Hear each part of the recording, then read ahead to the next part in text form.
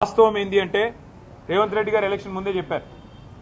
real estate అంటే రేవంత్ రెడ్డి అంటే real estate అని ఫస్ట్ లో మనమే అప్పుడు జాగ్రత్త పడి ఉండాలి ఎలక్షన్లు అయిపోయిన కొత్తల్లో ఎలక్షన్ కంటే ముందో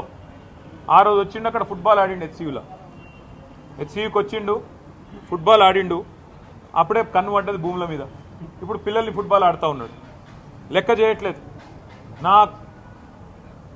డబ్బుల కోసం మా కమిషన్ల కోసం ఏదైనా సరే పిల్లలు చచ్చినా సరే ఏదేమైనా సరే కానీ నేను వదిలిపెట్టను అన్నట్టుగా రేవంత్ రెడ్డి వ్యవహారం ఉన్నది మరి నేను అడుగుతున్నా మీకు బాధ్యత లేదా రాహుల్ గాంధీ గారు మీ ముఖ్యమంత్రిని నియంత్రించాల్సిన బాధ్యత ప్రజాస్వామికంగా ఉండాల్సిన బాధ్యత ప్రజాపాలన అన్నప్పుడు అందులో కొద్దిగా ప్రజాస్వామిక స్ఫూర్తి ఉండాలనే ఇంగితం మీకు లేదా ఇక్కడ నెమళ్ళ రోదన్లు అక్కడ జింకలు పరిగెడుతున్న విధానం ఏం కనబడతలేదా మీకు ధ్వంసం కాబోతున్న చెరువులు కనబడతలేవా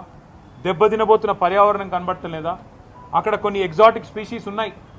ఫ్లోరా ఫానా ఉంది అక్కడ పెద్ద ఎత్తున ఇదంతా ధ్వంసమైపోతుంటే మీకు మీ నాయకత్వానికి ఇదేం వినబట్టలేదా అని మేము అడుగుతా ఉన్నాం తప్పకుండా ఆ పిల్లలు ఏ రకంగా పోరాటం చేసినా వారికి అండగా నిలబడతాం